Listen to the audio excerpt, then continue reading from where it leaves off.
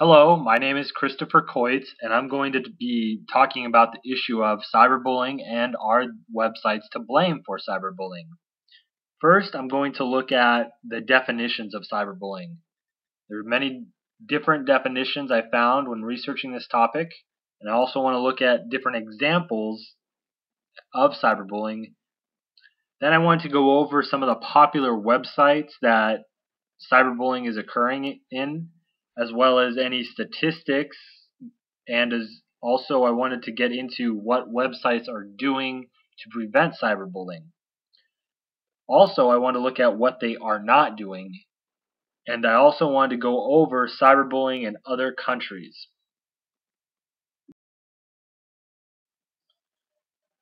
Now, I found a lot of definitions on cyberbullying, but these three are probably the best at describing what it is.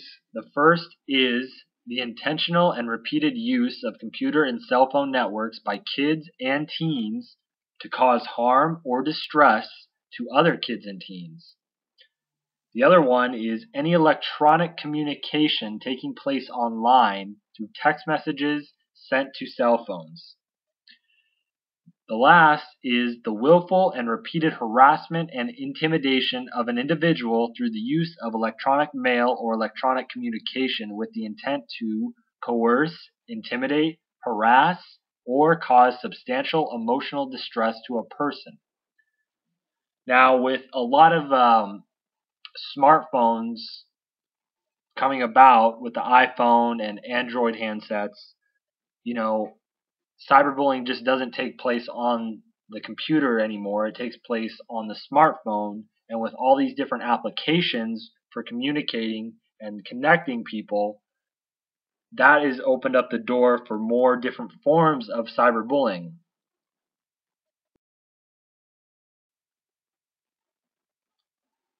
Here are 8 examples I came across where, they were very common in all cases of the cyberbullying. And the first one is gossip, which is posting or sending cruel messages in order to damage reputation and relationships. Exclusion pretty much involves deliberately excluding a person from an online group. Impersonation is using somebody else's electronic account to embarrass or damage that person's reputation. Harassment is repeatedly posting or sending offensive messages.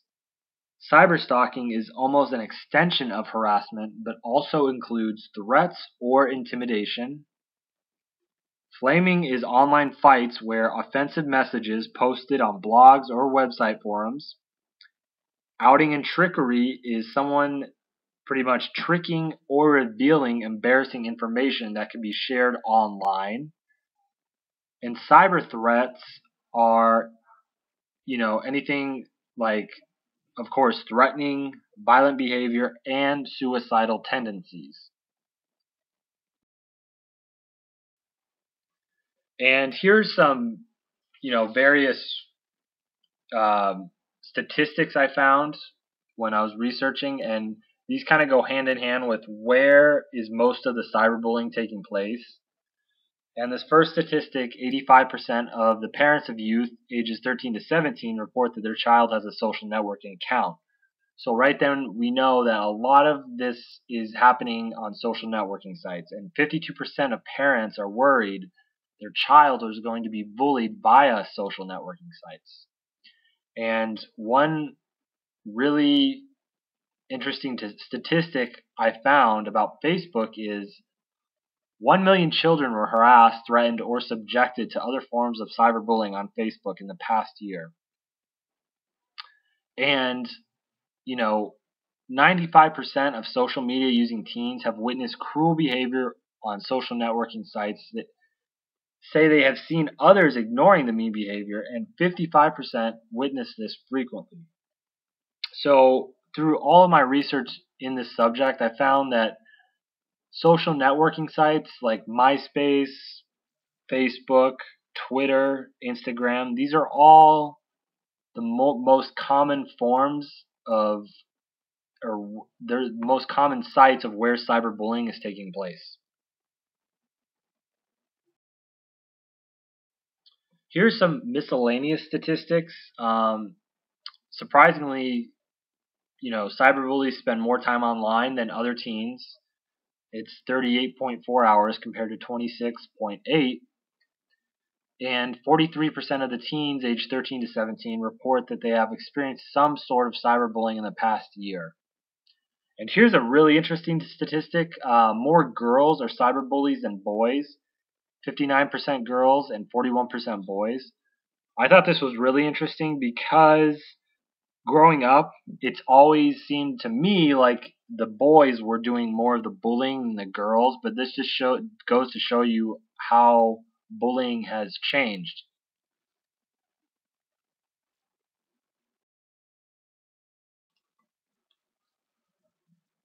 Now I'm going to talk about what kind of tools these websites are giving users to be able to fight cyberbullying. On Facebook and other social networking sites, people can actually be blocked. This is pretty much the norm. You'll see it on Facebook, MySpace, Twitter, Instagram, any social networking site. You're going to have that option to block somebody who, you know, you don't want communicating with you anymore. And it goes even further as, if you're getting threatening messages, you obviously can report them to whatever website you're on. And actually, Facebook does disable a lot of accounts of cyberbullies. They just delete it right away, and they don't mess around.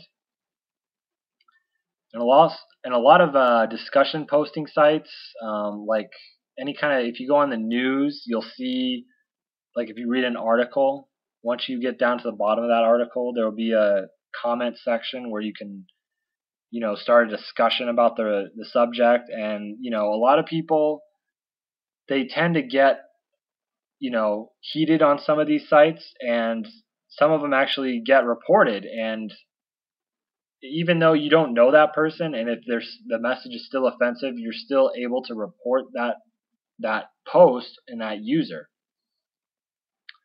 And MySpace actually has a really cool algorithm that will go through and determine if a profile is fake or not, and it'll delete it. And they are actually able to delete hundreds of fake profiles a week.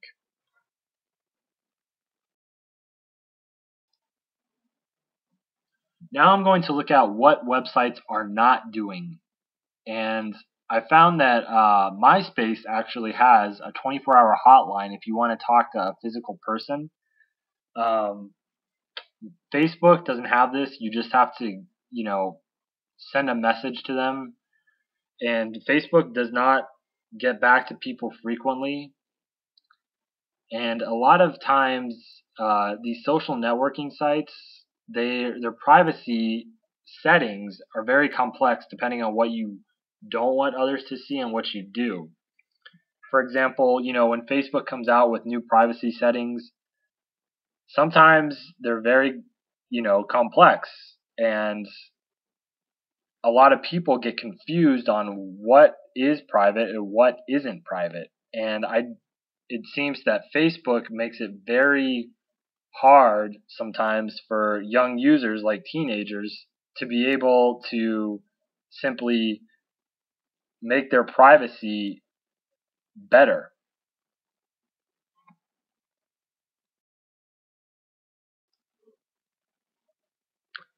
Now I'm going to look at how is cyberbullying in other countries handled. Um, I've noticed in my research a lot of the European countries have the same rules as the US. Britain has a law that makes it illegal to send an offensive or malicious message over a public electronic communication network. In 2009, a European Commission got social networking sites, including Facebook and MySpace, to sign an anti-cyberbullying pact. One country that I found didn't have a lot of laws regarding cyberbullying was Canada. And there was a teenage girl, her name was Amanda Todd, and she actually committed suicide. And a lot of people are attributing this to cyberbullying. Now Canada is on the verge of creating a lot of anti-cyberbullying laws. One crazy law that I found when doing this research topic was in the Philippines, lawmakers are pushing for a law that will severely punish cyberbullies by fines and jail time from 6 months to 6 years, which I found really interesting because 6 years seems like a lot when it comes to cyberbullying.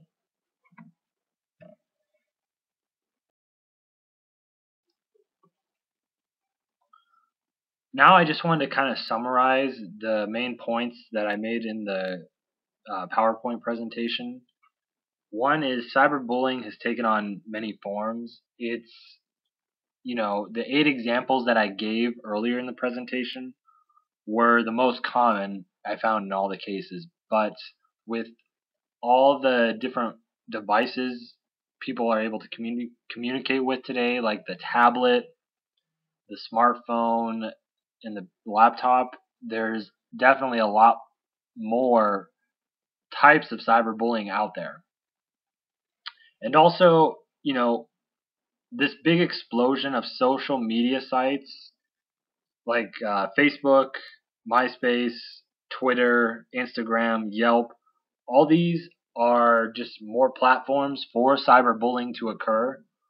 But, these sites are implementing tools to fight cyberbullying. They're, giving the users the option to block somebody or, report a threatening message. And some people like this, but some people, don't like the fact that, some sites make it difficult to reach somebody. For example, Facebook is hard to get a hold of somebody with. And lastly, a lot of countries outside the U.S. have, the same, if not harsher laws. European countries pretty much have the same. And with the recent suicide of a girl in Canada, that has also prompted Canada to adopt harsher cyberbullying laws. And after researching this topic, I found a lot of evidence on both sides of the issue of blaming websites or not blaming them. With the ability of, being anonymous online, it definitely makes cyberbullying easier. But with websites implementing tools to curb cyberbullying, they should not solely take the blame. Social networks have millions of people, so it's very hard for them to monitor everybody. It's the user's responsibility to recognize what cyberbullying is and to use the tools they are given to prevent it. I think, teaching children and teenagers what cyberbullying is and how to identify it, whether it be by the parents or the schools. It's, if you can educate them, then I think that this issue will go away eventually.